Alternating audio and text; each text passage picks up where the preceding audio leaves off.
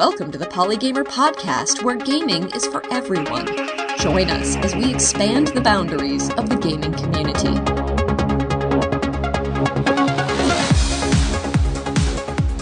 Hello and welcome to Polygamer Podcast episode number 70 for Wednesday, September 13th, 2017. We have covered on this show video games, board games, cosplay, and the like. Today we're doing something a little bit different, and we're talking with the mastermind of Green Door Labs, that being Kellian Adams Fletcher. Hello, Kellian. Hi there. How you doing? I'm doing great. How are you? I'm doing great. So I was just electrified by your presentation at Women in Games Boston this summer. You got up there and spoke with so much passion about Green Door Labs. You obviously have a lot of investment in this cause of yours.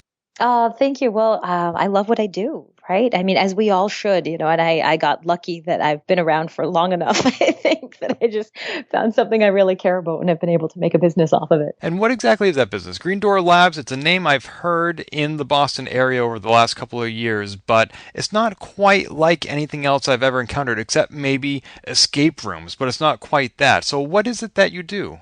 A little bit, yeah. We do have a lot of crossover with escape rooms these days. We were around before the escape room industry became a thing. Actually, we were doing escape rooms before it was cool. And hipster games, right? But no, actually, that's so interesting because I remember talking to my husband ages ago about the concept of an escape room. It's like 10 years ago. And we were like, oh, this would be so amazing. But we just couldn't find a way to make it profitable because we were like, well, you can only have one person in there at a time. We just couldn't make that lateral movement to having 10 people in the room. And then when it happened, we were like, oh, this is incredible. Why didn't we think of this? So, so I love the concept of escape rooms. That type of game has been in my brain for a long time now. But I like to say that Green Door Labs, we build games that have digital and physical elements, and we usually create things where the digital and physical interact. Sometimes we build only digital games. Sometimes we build only physical games. But I would say that, our specialty is building experiences in physical spaces. And there are three different ways that sort of comes together. The first way is that I do an awful lot of work with museums. Museums are sort of my first love, and I started our very first project a long time ago with the Metropolitan Museum of Art. That was the first Green Door Labs project, and since then we have done a lot of custom museum projects for places like Songos Industrial History Center, Boston Children's Museum. Just finished up a game with the Old North Church, working on a game right now with Peabody Essex Museum. This summer we did one with the Smithsonian Castle. So we do a lot of custom work with museums. And as a former educator, I just really relate to that space. I really enjoy what they're building out there. And then the second thing that we do is we work with libraries. And so we have this wonderful platform, and it's called the Adventure Builder. And the Adventure Builder is this really simple platform to let you create your own interactive, choose your own adventure or scavenger hunt. Sometimes people will do sort of multiple choice quizzes or tests with it, but it's mobile.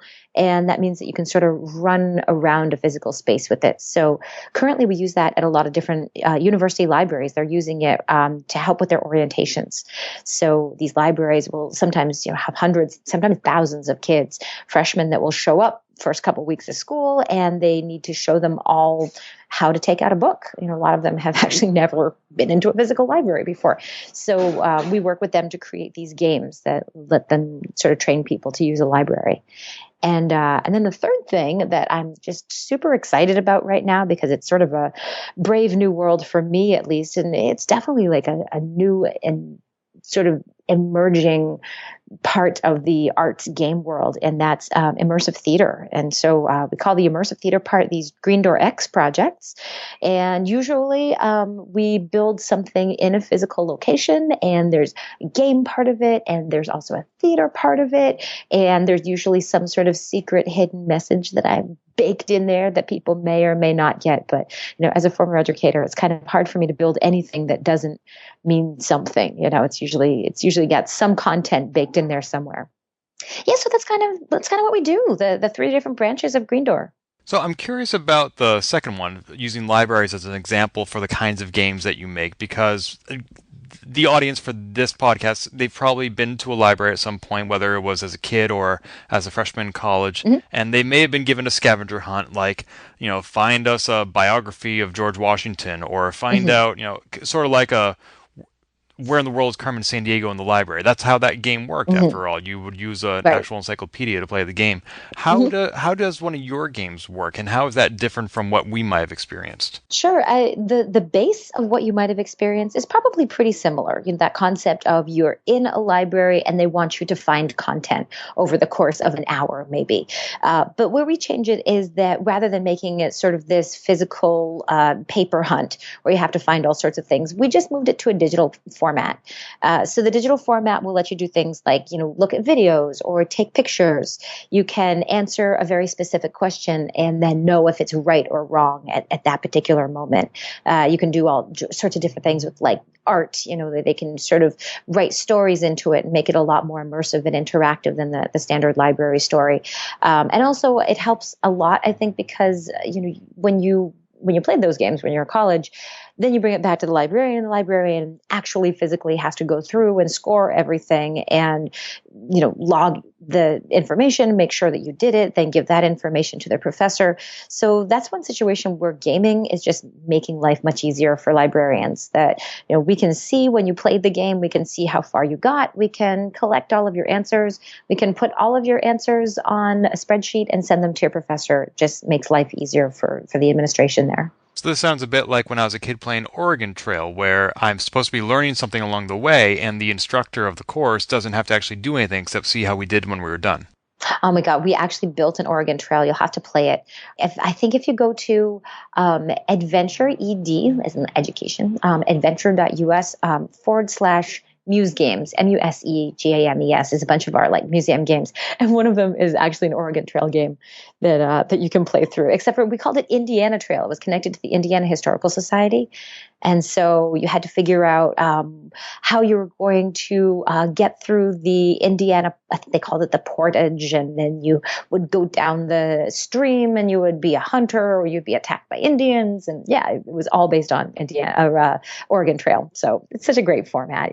Can't go wrong with those old 80s 8-bit games. Like, they're so fun. Absolutely. I still play those games to this day, and it sounds like, actually, it seems like the Oregon Trail is one of the most emulated games in the Internet Archive. I mean, that would make perfect sense because the structure is so strong, right? I mean, there's so much structure and so much flexibility as well within that simple game. But I've also done a variation on Where in the World is Carmen Sandiego, because again, I mean, these old games, they had this really strong structure because they didn't have a lot of technology to cheat with.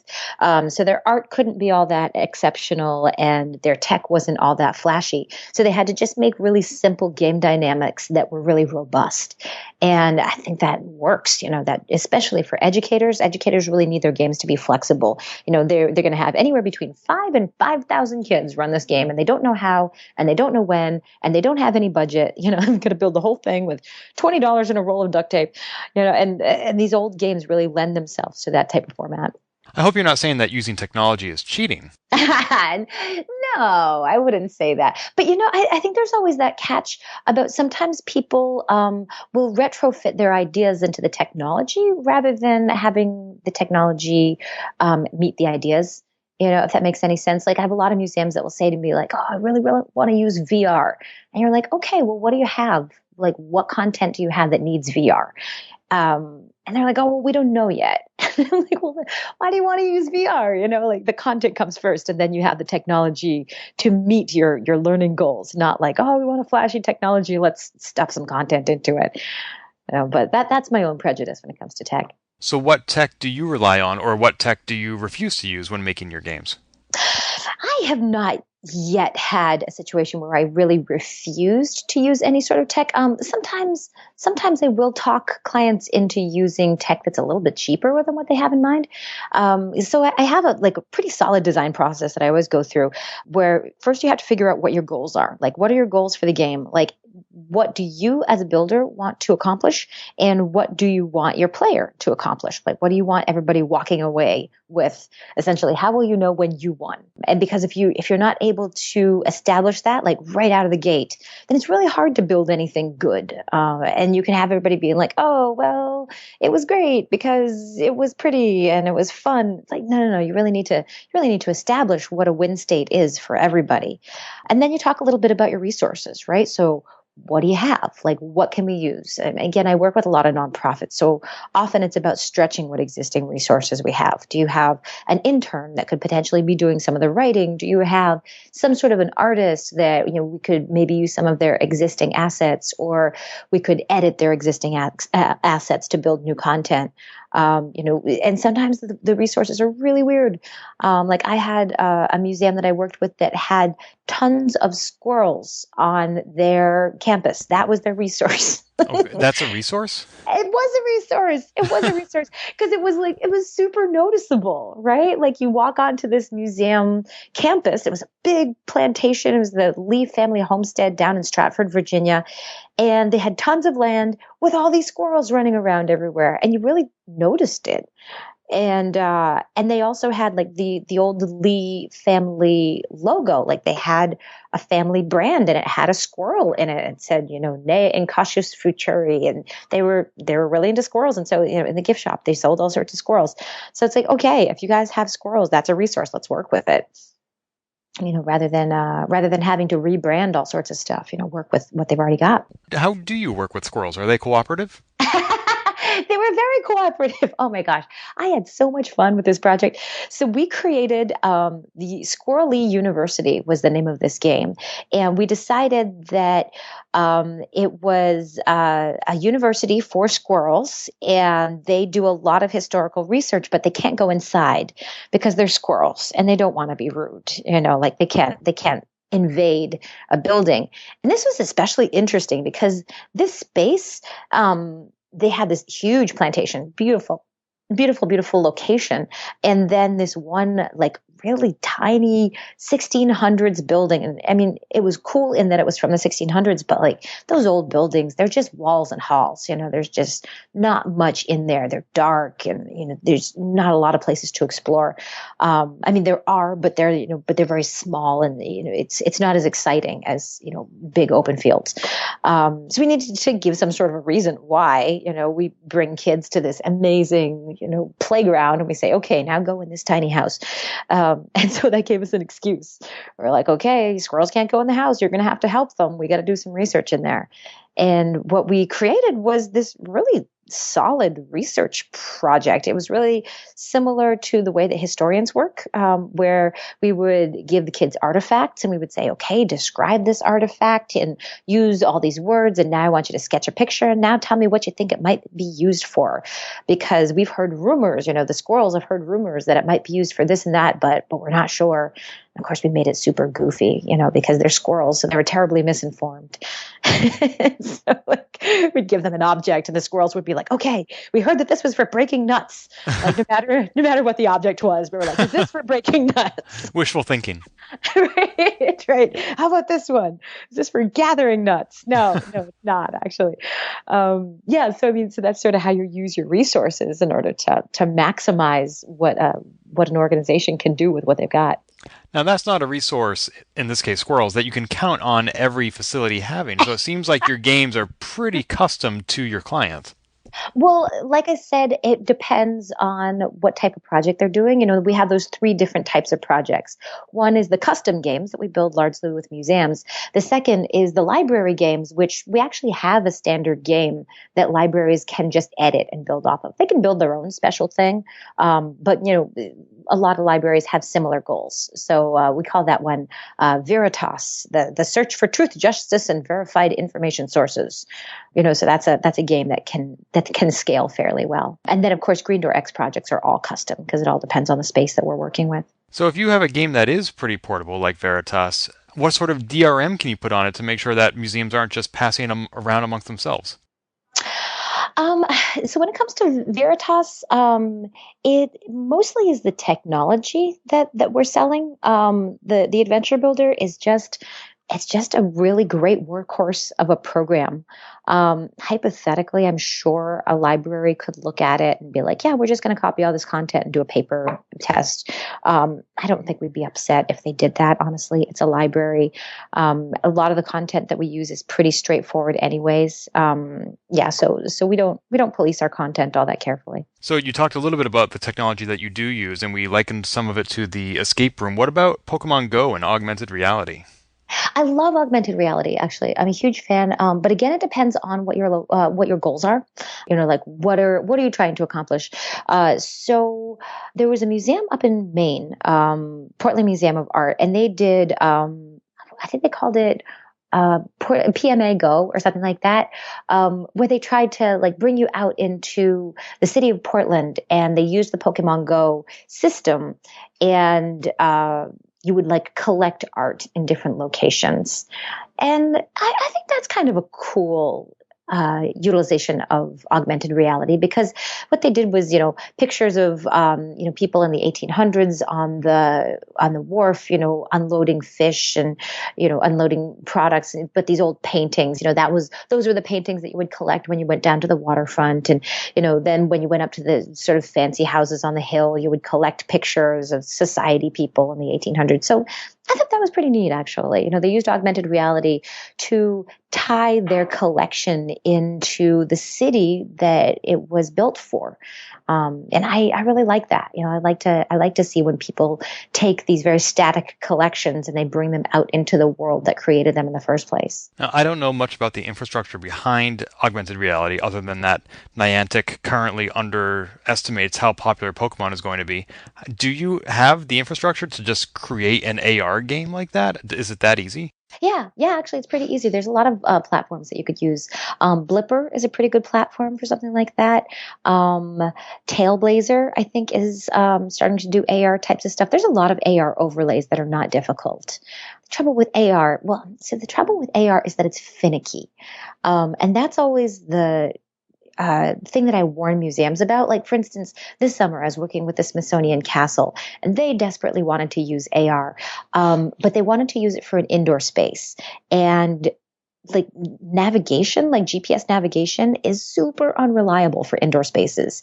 But when you're in a museum or a school or a library, you usually want one location that's on one side of the gallery, one location that's on the other side of the gallery. It's really hard for technology to tell if you're on the right-hand side of the room or the left-hand side of the room. Like Pokemon Go or PMA Go, like those things work really well because you're looking at GPS locations that are maybe blocks away from each other. That's a good use of AR technology. That seems to get the job done. But when you're working with any sort of inside space, it can be done. But is it worth the headache, or is there another type of technology that will get it done quicker? Indoor navigation is just always a bear. It's always hard to find a good solution for that, anyways. I see people taking audio tours through museums where they punch in a number when they arrive at a certain art installation or exhibit. Does something like that work indoors? I mean, honestly, it's like the audio tour is sort of like the Oregon Trail of indoor navigation, right? It's like this old system that's super reliable, like it works really well. Yeah, I used to work so long ago and far away. I worked with a company called Scavenger. And Scavenger was a great platform and a great company. I loved working with them. But the initial Scavenger was big on geolocation. And so I spent so much time in museums or in cities watching people play these scavenger hunts, trying to use geolocation to find stuff. And what I found was that people respond to tech navigation, to Google Maps, very similarly to the way they respond to just directions. And for what it takes you to be able to build in these maps and GPS locations and, beacons and knowing where people are, the return on your investment is not massive. People don't really mind using directions to go from one place to another. And the technology, even now, just does not seem to be much better. Like the user experience that the technology currently delivers is not it's not head and shoulders above what you would get from just telling someone where to go. It will be someday. We're still waiting for the tech to sort of refine itself.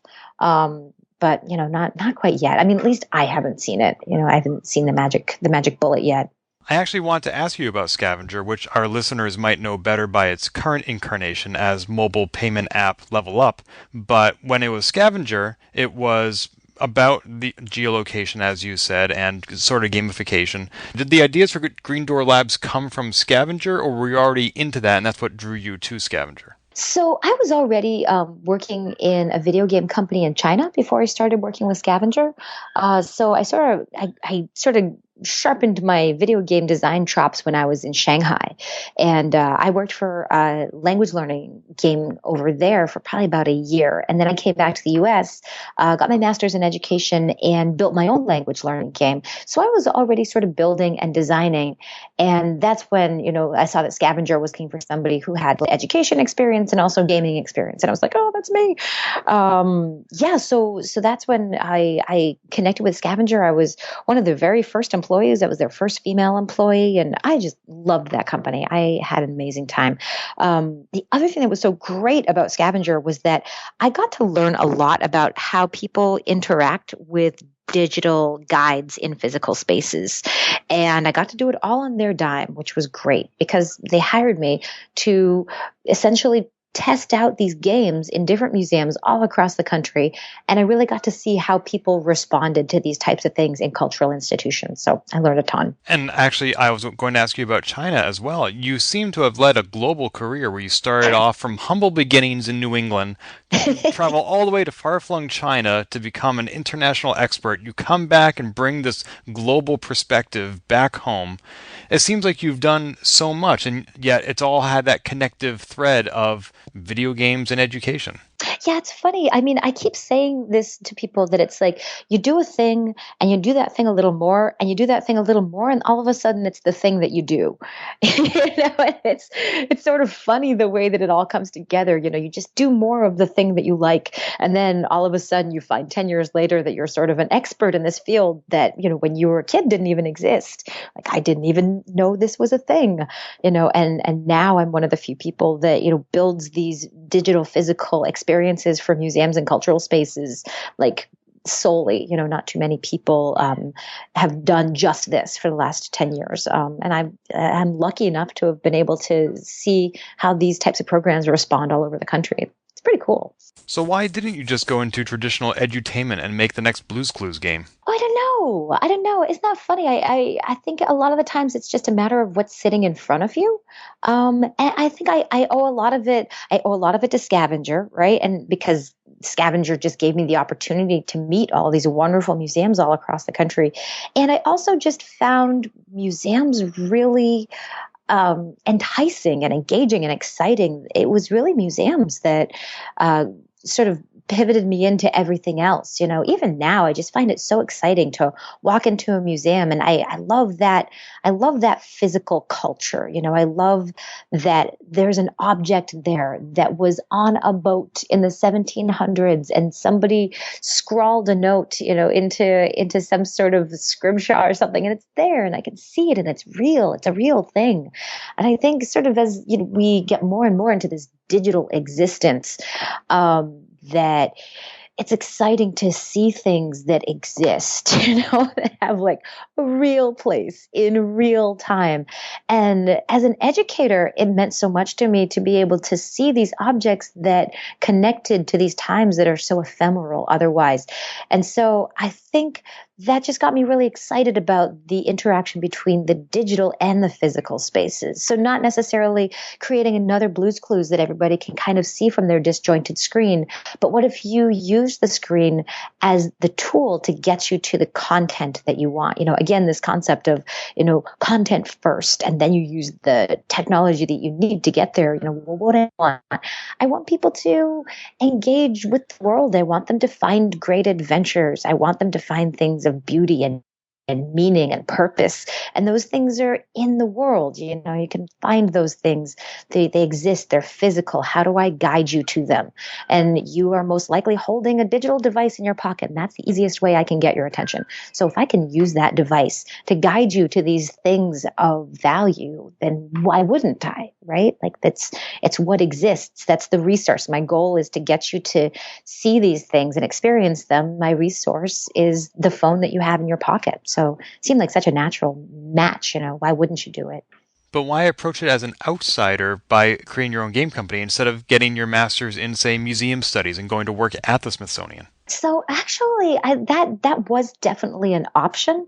And again, sometimes it's just things that happen to be in front of you. So when I left Scavenger, and it was such a sweet and sorrowful parting. It was just that the Scavenger moved on to Level Up, and they were wonderful. They kept me on so much later than they should have, because it was really clear as they were becoming a payment processing company that I was not a payment processing kind of gal. I wasn't into it. I didn't care about it.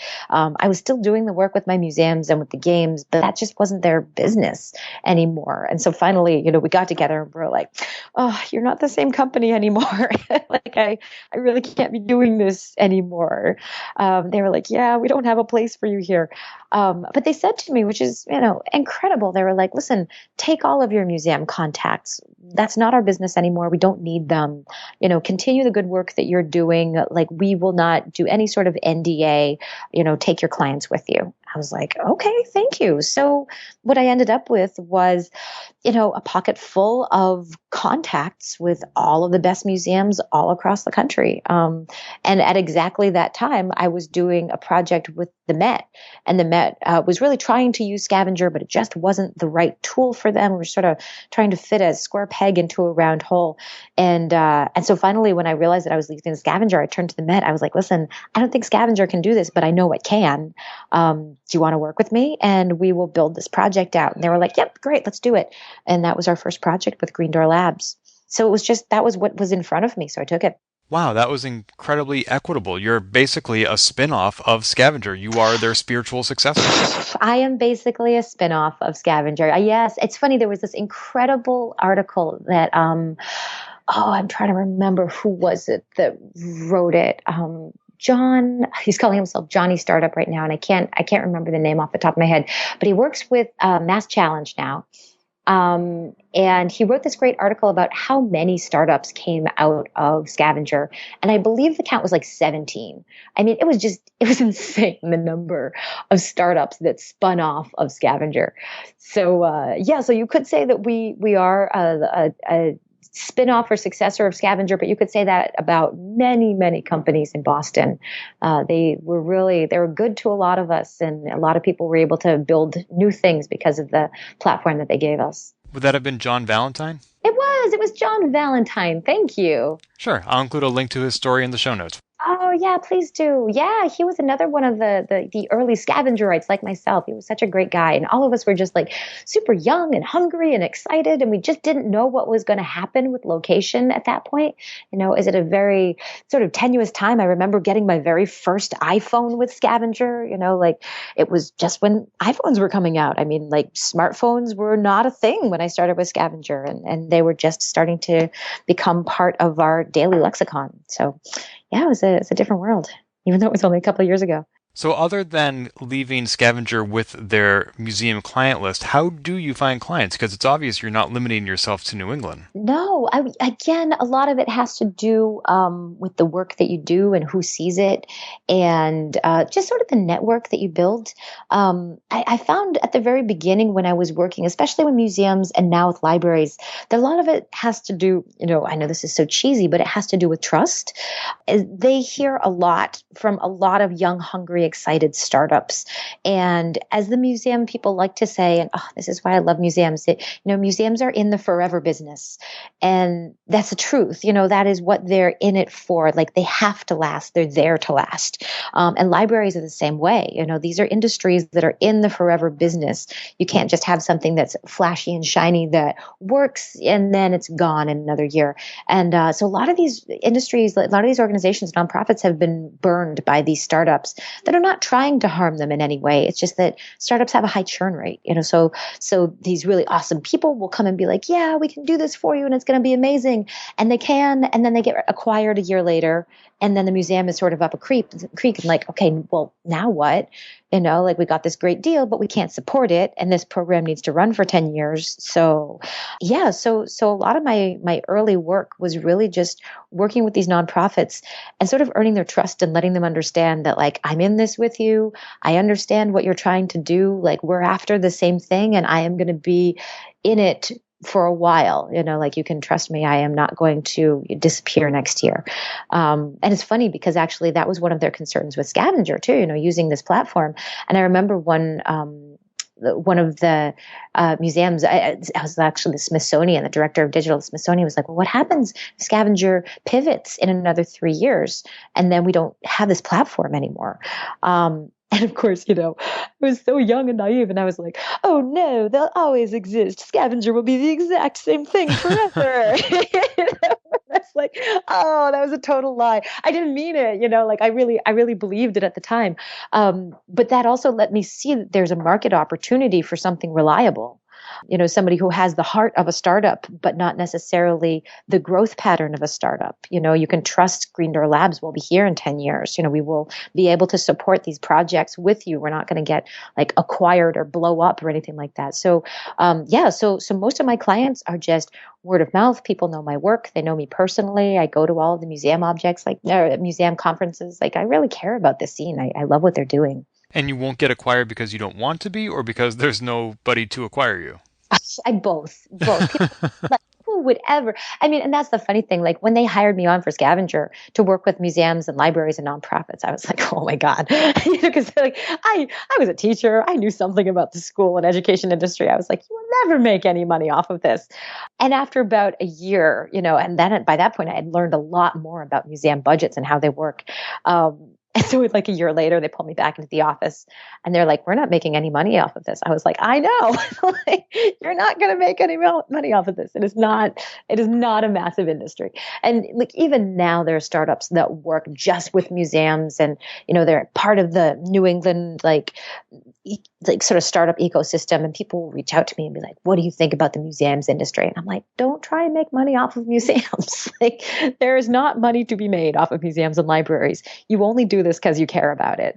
That is why you get into that industry. And ironically, when that happened at Scavenger, their response to me was, that's okay. We want to just, if we can break even in museums and libraries, we just want to be doing this good work in places where we're visible. And I was like, I got you. I can do that. So even Scavenger, when they were building this type of thing, even they realized that it was a labor of love. So you don't go into that industry unless you really care about it. So I never really intended Green Door Labs as something to scale and sell.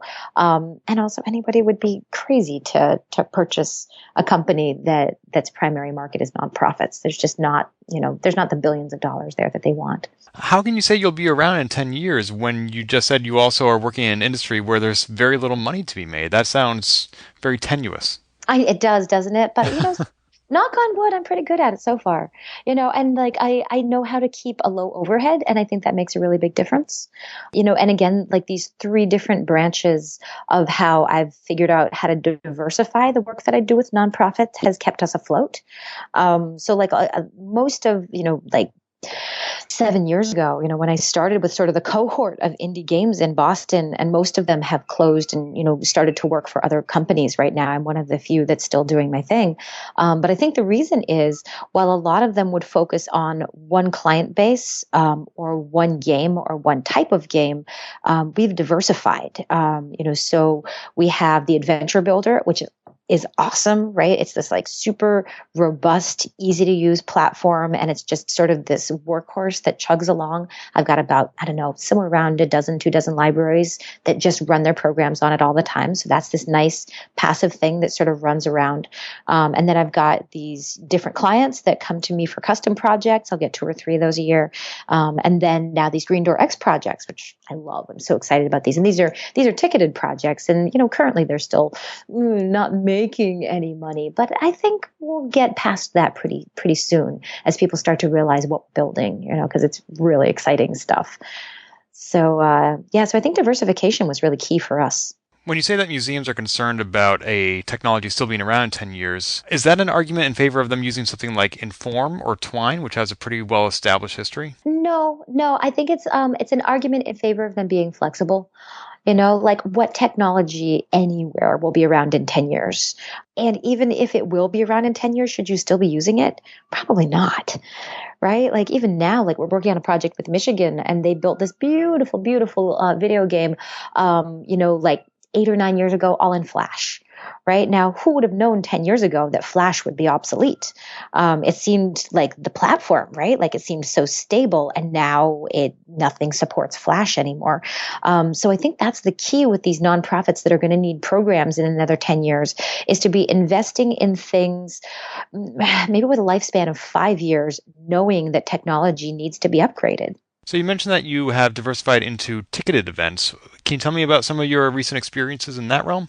Oh, I can tell you all about that. It's my favorite new thing. So, so I actually am working on Club Drosselmeyer right now. It is going to be 1940 this year. It was 1939 last year. And Club Drosselmeyer is our interactive nutcracker in swing time. It's sort of Sleep No More meets escape room meets full swing band 1940s nightclub with everybody in costume. It's pretty awesome. It's a great event. So people do they cosplay? Do you hire actors? How does it work? Both, right? The answer is yes. The answer to everything is yes. Yeah. It's just this concept of like experimenting with what can happen with physical spaces and stories that are interactive, right? So more of this sense of creating adventures for people, creating experiences where people learn something and are part of something. And it's like just something magic happens that night that we can engineer this magic for them. And again, like I know I always go back to these goals, resources, restrictions. But it makes such a difference for me because I was able to build Club Drosselmeyer because I'm a swing dancer. And that means that I know the swing dance community and I know the bands. And if I call on our Lindy Hoppers and say to them, hey guys, we're having a big, massive, awesome dance. And there are also games and a full storyline and performances and you should come. Then, they're more likely to do it, So that was the first thing that I started with because I just know the world of 1940 really well. It's just an easy world for me to create. I live in that aesthetic a lot, so it was not difficult. But yeah, we created a full. I don't know if I would call it a LARP per se because it was very puzzle based in a way that LARPs are not.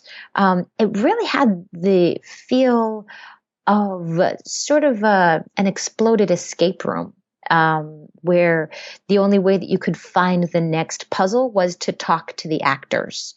And we did have actors and they were all costumed and we had performances because it's the Nutcracker essentially. So of course we have, all of our dance performances and we had a full swing band, a full 8-piece big band. They played the Nutcracker in swing time, which was amazing. And because it reached out to the world of like vintage people and swing dancers, everybody showed up like it was 1939, which is amazing. And, that's one of my challenges building this year is that people had a hard time telling who was an actor and who was not last year because some of the players, some of the audience that showed up were dressed better than my actors were. So people kept going up to them and being like, how do I talk to Rhett the Rat King? And they're like, I'm actually not an NPC. So how do you make that distinction? So I think what we're going to do this year, there's always sort of the easy thing where, you give the actors get like a lapel pin or something like that. But this year we're going to have to drill down on it a little bit more. So I think we're going to have the pictures of all of the actors who have content in our program. So we're going to have a program, be like, listen, these are all the people you want to talk to. And I think we're also going to add in sort of like, we're going to call them waiters or maitre d's, but we're going to have volunteers in there that are going to help people to figure out how to interact with the right characters to get them through the game. So I think that will, two little things. It was so successful last year, knock on wood, it was, I don't want to break anything because it was just such magic last year. It just did everything that I wanted it to do. So I want it to be better, but I don't want to break all the good stuff that we built. So we're going to try incrementally adding a few little things here and there to try and make navigation easier for people. So you're building these games for adults in these environments, also for kids in museums, and for all ages elsewhere. My experience is that when you start talking about games that adults play, adults tend to think of either like video games, board games, or athletic events like sports. The kind of play that we engage in as kids on the playground at recess kind of seems to disappear as we grow up. Do you find that play is absent from adults? Oh God, no. Oh God, it better not be, right? Because like, wouldn't that be the most horrible thing, right? And it's like we say that, like play is for the children. Well, then why are children? What do they have to grow up for, right? Like that's such a cruel thing to do to children. We're like, okay, you can enjoy your life until you hit about 18, and then you can't have any fun anymore. Then you just have to pay bills. Like why would you ever do that to children, right? You're like, you want to give them something to look forward to. So, yeah. So no, actually, I think that play is alive and well in the grown-up world. But key, I think the most important thing is really permission, right? It's just this concept of permission to play. And I find that with all of my games, that the first thing that you have to grant is expectations, right? And give people a way to engage. Because I do think that people are desperate to engage. They want to be a part of things. They want to have experiences and interactions that matter, and they want to have fun. They want life to be enjoyable and exciting, but they're not always sure if they're allowed, right? And you don't want to be that jerk that goes into Sleep No More and rips everybody else's masks off and is like, oh, it's my game now. Everybody kind of wants to play by the rules. It's just a matter of figuring out what the rules are. So, so I found that to be the case. Whenever I'm building things, especially with grownups, most important thing is setting the parameters of play for them so that they know how to engage. What are those parameters? Depends on the game. Right. So like say for Club Drosselmeyer, the parameters were things like, okay, you have 2 hours, and this is your mission. If you choose to accept it, you do not have to engage at all if you don't want to. But if you do engage, then there are 10 costumed actors that have content and puzzles for you to solve. And they will help you along the way. And we literally gave them rules. We were like, don't touch our actors, which is such a crazy thing to have to say. No right? touching. No touching the actors. People were not mean-spirited in any way at all. They just didn't know what to do. And we found that out during our play tests, is that they were doing things like, they'd steal our bad guy's hat, or they'd physically try and block him from getting somewhere or something.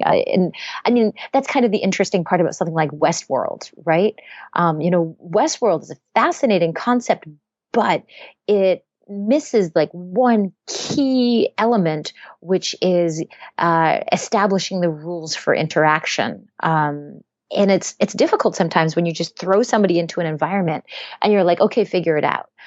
Because they're like, but who am I, right? Who am I in this world? I think that's always one of the biggest questions when you ask someone to play, right? What is my role? In this world, and am I doing it right? What am I supposed to be finding? How do I engage with these actors? Do I engage as myself in 2017? Do I create another character that lived in 1940? And so I feel like grownups just need a little bit more help, I think, than kids do. Because kids are expected to play and grownups feel like they're not expected to play. So you just need to make it super obvious. Be like, no, this is exactly what you're supposed to be doing.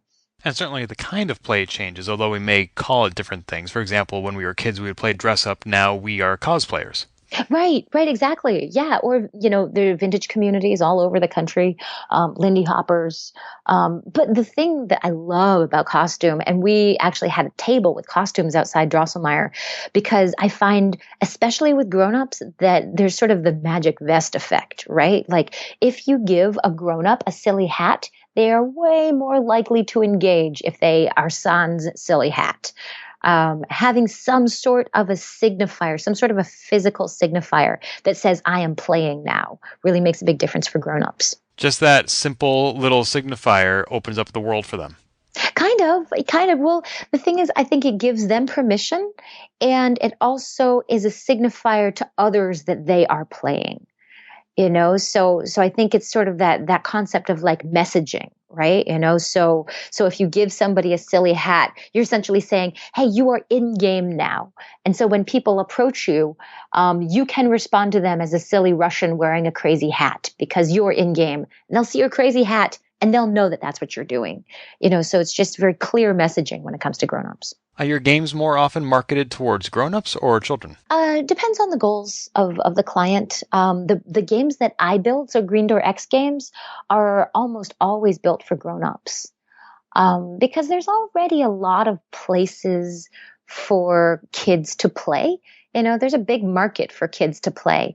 But I don't think there aren't a lot of people that are building really good, magic, fabulous, wonderful play for grown-ups.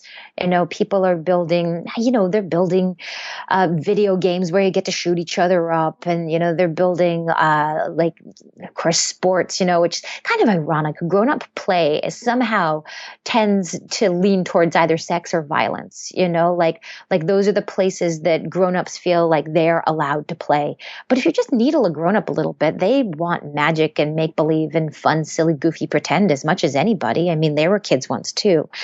And it's just that type of content is not really being built for grown-ups. And I think that we've really seen that with escape rooms, right? That the escape room market just exploded, and that was all for grown-ups. And it turns out that if you put 10 grown-ups in a room and you say to them, hey, you were just locked in a Mayan temple and you have to get out somehow, like they really go for it. When you said the games that you make, that was a distinction from the rest of Green Door Labs. Who else is Green Door Labs? So Green Door Labs is so primarily me. I am the mastermind, and my husband works with me on many things, but he also has another full-time job. So he works with Oracle, so he has sort of a grown-up job. But I also have 2 part-time people that I work with, and then for each different project, I end up pulling on just a tiny army of freelancers. So I tend to have a different team for every project, really. And again, I think that is another way that we've been able to keep flexible, that I don't have a stable of 20 people that I have to keep employed at all times. I will, grow or shrink according to what we have on the roster. And, people really only come onto projects if they're ready and willing. And so far, it's been a really good way to set things up. If working at Oracle is a grown-up job, what is working at Green Door Labs? I don't even know. I don't know what it counts as, but I like it, whatever it is. And you did say that you get to make up your own titles, which is why you are the nefarious mastermind. Of course I'm the nefarious mastermind. I mean, honestly, we used to do that at Scavenger back in the day too. So, I mean, really, if you have an indie studio, why wouldn't you make up your own title? And I think the other reason that I do that is because it's really hard to label what you do when you have an indie studio, right? Like, what are you? Are you the writer? Are you the producer? Are you the product manager? Are you the project manager? Sometimes I'm the artist, sometimes I'm the developer. I never know what role I'm going to have in any particular project. I sort of fill in wherever I can't find other staff. So Mastermind just seems like an easy catch-all. It works well. Speaking of making up titles, where did you get the name Green Door Labs? Oh, I'm so glad you asked. It's one of my favorite stories of all times, and you should absolutely read it because it is spectacular. So there is an old story by O. Henry called The Green Door. And wait a minute, I'm online. I'm going to find this story for you because it's so awesome. And I read this story when I was about 15 years old, and I said to myself, I was like, if I ever have a business, and this tells you what kind of a 15-year-old I was, right? I think I might have even been younger, maybe closer to 13 or 14. But I was like, I want to name it Green Door Labs because this is the best story ever. And are you ready? I'm going to read it for you. Okay. How much longer is this podcast going to be? 2 hours. Settle down. Okay. Get a glass of water. No. I'll just read a little one. Just an excerpt because it's so wonderful. I love everything about this story. So, The Green Door by O. Henry starts as such. Suppose you should be walking down Broadway after dinner with 10 minutes allotted to the consummation of your cigar while you are choosing between a diverting tragedy and something serious in the way of vaudeville. Suddenly, A hand is laid upon your arm. You turn to look into the thrilling eyes of a beautiful woman, wonderful in diamonds and Russian sables. She thrusts hurriedly into your hand extremely hot buttered roll, flashes out a tiny pair of scissors, snips off the second button of your overcoat, meaningly ejaculates the one word, parallelogram, and swiftly flies down a cross street, looking back fearfully over her shoulder. That would be pure adventure.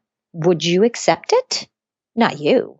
You would flush with embarrassment. You would sheepishly drop the roll and continue down Broadway, fumbling feebly for the missing button. This you would do unless you are one of the blessed few in whom the pure spirit of adventure is not dead. And that is how that story begins. Wow, I will include a link in the show notes for the entire story, but that is quite the dilemma. Are you the sort of person who would follow that woman? Exactly. And I want us all to be the person that would follow that woman. That's the kind of world I want to live in. I don't want us all dropping hot buttered rolls and going back to reading our newspaper. I want there to be adventures. And if the only way for there to be adventures is for me to build them, well then, so be it, right? So you are the person throwing rolls at people. I am totally throwing rolls at people. Throwing hot buttered rolls left and right, screaming parallelogram and hoping they respond. So you're that person on the street. I was wondering who that was. Yeah. Oh no, the mystery is dead. So tell me about your upcoming ticketed events. What should listeners of this podcast be signing up for? Absolutely. So yeah, I've got 2 that are coming up. We're doing something sort of different and experimental. I'm working with Shay Rossi from Women in Games. I know Shay. Yeah. Oh, she's fantastic. She's such a good writer and just an excellent game designer and fabulous human being. Yeah. And she wrote a story that we call The Girl Who Cried Witch. And this is an interactive story that you play on the streets of Salem, Massachusetts, between September and October. And so it will be audio, but there will also be challenges and puzzles and a story for you to follow throughout the downtown, sort of a mystery that you have to unravel. And how do we sign up for this? That's a very good question. So if keep an eye on Green Door Labs, and you can follow us on Twitter at Green Door Labs or Facebook, just facebook.com/Green Door Labs. We'll put it on our website as well. And I will be Facebooking everybody and harassing everybody to come and play test this. We're totally going to need play testers in the next week or 2. Yeah. And I believe that you will just be able to buy tickets and download it, head to Salem and off you go. You can play with as many people as you'd like. We'll have all sorts of things for you to interact with once you get there. This is targeted at people living in the Boston area? Yeah, it would definitely be for people who are living in the Boston area. Again, most of the things that I create interact with a physical location in some way. And, Salem is another perfect example, all dressed up and nowhere to go, right? It's like you get to this wonderful place and it's so cool and there's so much going on. Now what? Right? You want there to be a mystery. You want there to be an adventure in this beautiful place, but how? Right? How do you start? Just sort of giving people a door to get moving, to find a way to have fun. And the funny thing is for a lot of the games that I build, and I don't mind this at all. I can see from the adventure builder what the drop-off rate is, especially in museums. I would say a large percentage of the people will drop off maybe about halfway through. And to me, in some way, that's really a success because they are somewhere exciting. And the adventure is already there. It's around them. And we've gotten them in. They're through the door. They're there. They're having fun. If they're kind of done with the game in an hour and they just want to experience the location, that's great. That's what we wanted them to do in the first place. So if all we did was to nudge them through that door to get them to experience the space, then I feel like my job was done. What other events do you have coming up? Excellent. So I have Club Drosselmeyer, which is my baby and my favorite event in the whole wide world. So Club Drosselmeyer will be happening December 17th, 20th, and 21st this year. And this year, the mysterious Club Drosselmeyer will be held in 1940. So you will be going to the club of Herr Drosselmeyer, magician, inventor, scientist, head of Drosselmeyer Industries. And of course, you may have heard this story before, but I'll tell you anyways. He has been working on some very interesting underground military technology, something of an interactive android. It is a sort of a super soldier that they're calling Project Nutcracker. Very mysterious stuff. Project Nutcracker. You gotta look out for this. And so, of course, Rhett the Rat King will be there, and he's also interested in getting his hands on this technology. There will be performances from all across the world. India and Austria and France, and who knows? There could be spies. There could be all sorts of intrigue that's happening at Club Drosselmeyer, along with original music by Danny Fratina. So. Rocco and the Stompers are recreating the Nutcracker in swing time. So we'll have a full band and lots of dancing, and you can live in 1940 for about 3 hours. It's a pretty amazing event. I assume there would be a dress code. Oddly, no. Really? Yeah. I mean, we didn't really set up a dress code. So we encourage people to dress in their 1940s best because you're going to this fancy nightclub. But no, we had a couple of people, one or two, that did just kind of show up in jeans and T-shirts. And outside the front door, we sort of had a little table where we had 40s hats and jackets and stuff. And we're like, no, put stuff on. But we just want people to play. And it's just more fun when you go to 1940 and you're wearing a jacket than it is if you show up in a T-shirt. It's just it just increases the enjoyment of the evening. But no, we certainly didn't stop anybody at the door. Are you creating this event for somebody, or is this just for fun? No, this is my baby. Yeah, this is just a story that I wanted to tell, and it just was so amazing last year, and I'm so excited that we get to do it again this year. So yeah, this is just a Green Door X project. I imagine without having a client that you're designing this game for per se, it might be difficult to bring it to other locations outside of New England. Yeah, I mean, this is specifically built just for Salem. But one thing that I'm really interested in right now, and seriously, if any of your listeners are at all interested in any way, I would like to be building more adventure builder content across the country. Just games that people can play in physical locations, just doors to help them explore spaces. And if anybody has any magical, wonderful spaces that they would like to help people to explore, then contact me, because I would love to be building games in other places that are not Salem. I would love that. If I happened to go to St. Louis and there happened to be an interactive mystery there and I could just pull it up and play, I'd be thrilled. So, so if anybody who is or even is not in the Boston area is interested in writing those types of things for or with Green Door Labs, give me a holler, because that would be a really awesome thing to have. That is awesome. And remind us one more time where they can reach out to you. Sure. So you can always reach out to me. Email is fine. Just knock at greendoorlabs.com is how you can, ping me at any time. So knock at greendoorlabs.com. It might be, one of the other people that I work with, but most likely, we're a small company. It'll get to me, very quickly. You can also tweet us. We're on Twitter at greendoorlabs.com. That's our fantastic Michael. He's in charge of all our social media outreach. So you'll be chatting with him, but he knows everything about Green Door and he can get you right to me. Or you can, Facebook is always an easy way, facebook.com/greendoorlabs, and, just definitely reach out and say hello. That would be excellent. Fantastic. And there will be links to all those sites in the show notes at polygamer.net. Kellian, thank you so much for your time. Yeah, absolutely. This has been Polygamer, a Gamebits production. Find more episodes, read our blog, or send feedback at polygamer.net.